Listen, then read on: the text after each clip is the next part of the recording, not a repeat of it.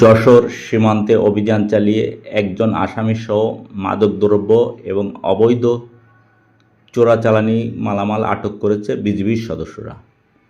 আজ বিজিবির যশোর ব্যাটালিয়ন ৪৯-এর বিশেষ টহল দল আন্দোলিয়া, বেনাপোল বিওপি এবং বেনাপোল আইসিবি সীমান্ত এলাকায় মাদকদ্রব্য এবং চোরাচালানি বিরোধী অভিযান পরিচালনা করে ভারতীয় ৫ কেজি গাঁজা, ১৬১ বোতল নেশাজাতীয় সিরাপ, ১৩১টি শাড়ি, ৪টি কম্বল, ৫টি পোশাক সামগ্রী, ১টি মোবাইল, ১টি পাওয়ার ব্যাংক, ৫২৪টি ঔষধ, ১০০টি চকলেট এবং ১২৫৩টি কসমেটিক সামগ্রী আটক করে।